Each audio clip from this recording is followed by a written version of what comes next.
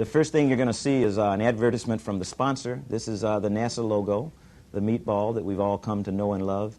And these are the two patches that we have come to know and love. They're both the English and Cyrillic versions of our crew patch.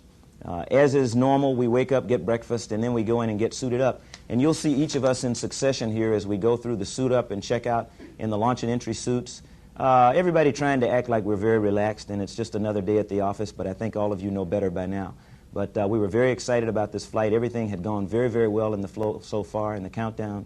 And everybody but me was very confident that we were going to get off on day one. I still had it to be proved to me since I had never done it before. So it was a new and exciting experience. Everything was just about like the simulator until somebody said 3, 2, 1, and everything started rumbling around and the engines lit off. And we knew that it wasn't a simulator anymore. This is the real thing. On-time launch, beautiful morning at KSC. Feeling of those main engines and the solid rocket boosters is just incredible. Feeling of being pressed back in your seat and accelerating upwards, followed immediately by that big roll to get us aligned with our high inclination right up the east coast of the U.S. Not a whole lot to see out the windows because of the attitude of the vehicle, but really trying to pay attention to what you're doing inside at this point. The first stage is pretty rough. It's like riding down a country road, but once the solid rocket boosters are finished up, about 2 minutes, they come off in a nice clean burst of energy, and then the main engines take you the rest of the way.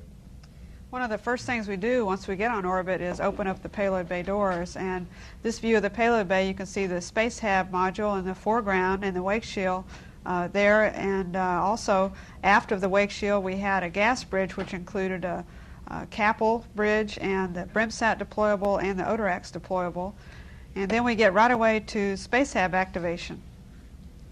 Basically, this is the first order of business for us on orbit, and Jan and I got to do that. And we found a few traces of debris, common in a new type of spacecraft, but we took care of that and got down to the business of getting all the systems activated in the lab, something fairly simple to get down to work. The Space Hab module worked very well. All of the systems worked very well, and it turned out to be a really nice environment to work in. And here we are checking out the initial systems and doing the setup of the module before we start doing the experiments in the Space Hab. Even on the end of Flight Day 1, we were busy doing DSO 201, which is sensory motor investigations. You see Jan in the foreground as the subject here with electrodes placed on her head, and there's Sergei as well with a small laser, which is the white thing, and the accelerometer on top. He's undergoing sinusoidal head oscillations.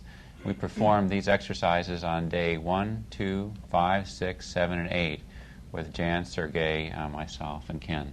This was another one of the Joint Science Detailed Supplemental Objectives, DSO 202, which was metabolic studies. And believe it or not, I've just inserted a catheter in Franklin's arm, and if you look very closely, right down there by my left hand, you saw the blood just start flowing into the tube.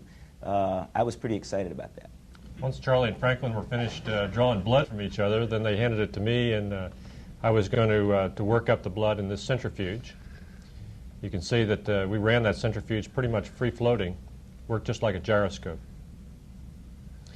Once the samples were taken, both urine and blood samples, we then had to freeze them to make sure that they would stay preserved until we could get back and harvest the science. We used 2 freezers, GN2 freezers like this, to put the samples in. This was always a pretty interesting time when you go down in the middeck and you see this fog and haze down there, and you wondered what these guys were doing with a GN2 sample, the GN2 freezer there. So. Another part of the metabolic experiment, I'm not drawing blood here, as it may look like I am, but I'm actually measuring the venous pressure of the blood that we have already obtained the catheter for. And it's called peripheral venous pressure, a non-invasive way to get pressure of the veins. We also did hematocrit tests on the blood as well with another little centrifuge, and that's what I'm doing here, filling up capillary tubes from the blood and then inserting them into a small hematocrit centrifuge, and I'd run those for a couple minutes and then record the readings. This is the rack there in the back is called Eclipse. It's one of our material processing experiments in the Space Hab having to do with liquid phase sintering. It's from the University of Alabama at Huntsville. We had another rack, kind of like this one that you see here, and it was on the other side of the Space Hab, and it was called the SEF, Space Experiment Facility. And it was probably the most interactive experiment we flew on the Space Hab. You see a crystal there at the bottom of the picture, the beginnings of a crystal that we grew for a couple of days actually, highly interactive with keyboard entries through a small computer. And the picture that you see there is the end when the crystal was completely formed, and we get the feeling that it's a pretty good one. This was another experiment in Space Hab called ORSEP, or the Organic Separation Experiment. It was actually two parts. One was a phase partitioning experiment, and the other actually a live cell growth. Both canisters inside, and what I was doing here was actually conducting one of that we did. This is in what we call a CRIM. It's a commercial refrigeration incubation module, and it actually was able to keep the samples at desired temperature. This is another experiment. We expose several materials in space and grow some biocrystals. And this kind of experiment could be very important in future to understand how we could use weightlessness and to understand what kind of weightlessness we have in space. We had several another experiments, and this experiment named SAMS record data from Space Hab, all vibration, acceleration, and we return this data back to Earth for development in future.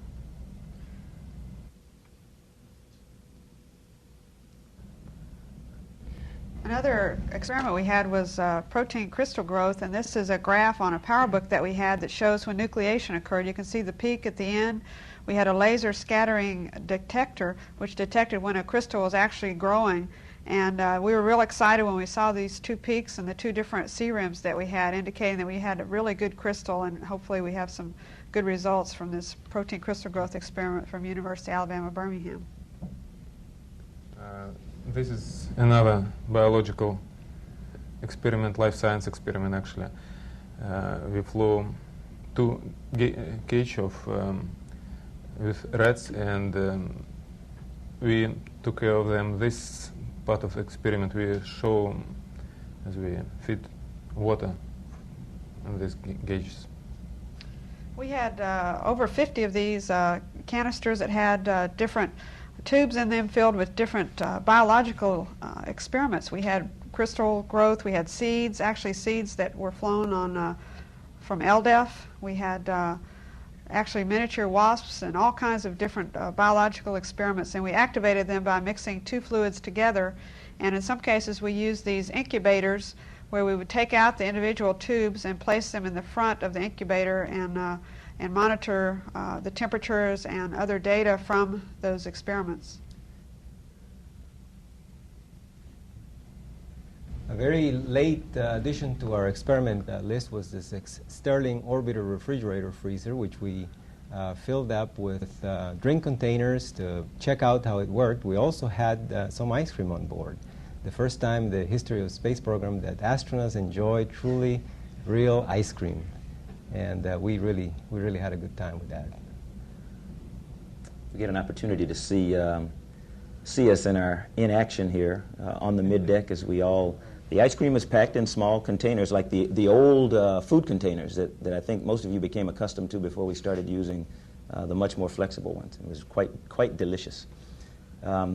We had an opportunity to perform a couple of in-flight maintenance activities. This one got, I think, a little bit more visibility than the others. It was this collapsed rubber duct that provided a means of transporting air from the orbiter into the Space Hab module.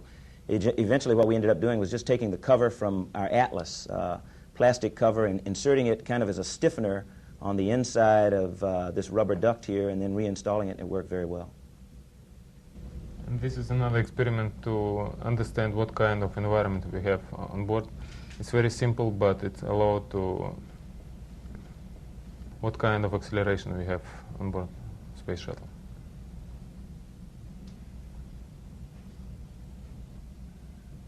These are some of the scenes of preparing food in the middeck, which you probably have seen in the past, but it's a matter of just simply rehydrating containers, plastic containers with dried out food. On Flight Day 8, this was a special night. We call it International Night. We not only had chopsticks and Japanese food, curried chicken and so forth, we had the small Russian bread loaves as well as cheese dip that Sergei arranged to have on the flight. So we ate everything from American jerky to Japanese and Russian food on Flight Day 8. This is a more challenging way to have dessert here, as Sergei, I think, has a cashew bounced off the flight deck lockers. So each one was more challenging than you'd expect. And here's Charlie on the ergometer. Each of us had an opportunity to exercise on this. This basically a fixed bicycle, and we thought that was very important. We were so busy in flight, we probably would have liked to exercise a bit more than we got a chance to. We try to look nice.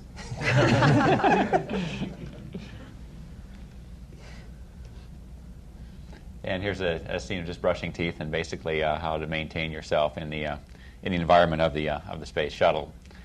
In my case, I slept in the space hab, so not only did I transport myself down back and forth during the normal days, but also in the evening. We had the opportunity to send a couple of messages to the Russian people. In this case, we were singing a lullaby, Spyat ustali igrushki, which it means tired toys are sleeping. It's a traditional lullaby right before the evening news to put all the children in the right frame of mind to go to sleep. This is during some of our RMS activities. I think actually Ron was operating the arm in that case, and I was backing him up. This is during one of the unberthing of the wake shield. We had really good luck with the arm. It was very smooth, and our training prepared us well for these activities. We had 4 unberths, actually 3 unberths, I guess. And this is one of the times when we rotated the arm so that the wake shield hardware could look at different atmospheres. The horizon sensor was looking at different things and checking out the hardware on the wake shield. We noticed on Flight Day 4 that the attitude control system had a problem, and one of the attempts to diagnose this was to bring the wake shield over the overhead windows of the orbiter and look at it with a camcorder, and looked at the mechanical motion. We did a growth on the port side arm, and very successful with respect to vacuum and films, and we also could control it from laptop computers there, as you see on board. Very interesting experiment in plasma physics used the wake shield as a source of voltage, and we would observe the actual changes in the luminescence of the wake shield at night with an image intensifier optical train on board. This was the deploy of Odorex, and as you can see, the balls start coming out. There were a grand total of 6 spheres, metallic spheres, and they were used for subsequent tracking by radar sites on the ground. Our primary site was Eglin Air Force Base, and there's also a backup site in Kwajalein. But this was pretty interesting to watch, and you see these balls go trailing out and then kind of coming together again out there, and they'll probably be there for a couple of years, orbiting until they finally burn up in re-entry. The next deploy that we had, and both of these occurred on Flight Day 7, was the deploy of the BREMSAT satellite from the University of Bremen in Germany. A very small, lightweight satellite, and its primary objective is to do some observations of Earth's atmosphere while on orbit, and then during its subsequent re-entry, which will come in a few months, to actually collect data about the makeup of the atmosphere as it comes back through. We had a very busy flight, and on Flight Day 8 we actually closed up the hab, closed the hatch out, as you can see here, and deactivated the space hab. We were really busy the night before trying to stow things, and the morning of entry we also were very busy trying to clean up everything on the mid-deck and stow away all of our equipment and get ready to come back home after a busy and we felt very successful flight. This was hilarious because remember the bicycle ergometer that we were on? This is it, or pieces of it. And I remember hearing Ron and the guys down on the mid-deck going, "Wah!" Pieces were just going everywhere as they're trying to gather them all in and put them back in their place. Time to get back into the launch and entry suits and get ready to come back. This re-entry came in right across Alaska and Canada, down across the heartland of America, and right in across Atlanta. It was mostly daytime, and so we didn't see a lot of the real spectacular fire that you see sometimes, but it was a very, very clean entry. We did have to go around one time because of some concern with weather. That was not a problem at all. Very comfortable just sitting there in your suits. All the work was done. It's just a matter of letting time pass and letting the weather work itself out. Weather was great. Charlie made a real nice approach over the Cape and brought Discovery in for just an absolutely perfect landing. It was a great ending to a really fantastic flight as far as I'm concerned. Everybody had a lot of concerns about the weather. I think on board, we just kind of roll with the punches and roll with the flow. We were very confident when they finally told us that we had to go for deorbit, and we had an opportunity to see the weather on our previous pass, and knowing the folk that worked the weather and knowing that Hoot was in the shuttle training aircraft making the evaluations, I was very comfortable. And like Ken said, it was a gorgeous low level. It's what it seemed like coming down across Alaska and Canada, right through the heart of the U.S. We did deploy the drag chute. We did a little bit different procedure than has been done before. This was the first time that we actually deployed the drag chute prior to initiating the derotation. It was unbelievably smooth, very, very stable when the nose came down. All of your speeds end up being a lot slower than you're generally accustomed to, but it makes the orbiter very, very nice to handle. And I was very pleased with the handling characteristics of the orbiter there. This is, again, one last word from the sponsor, and that finishes our video.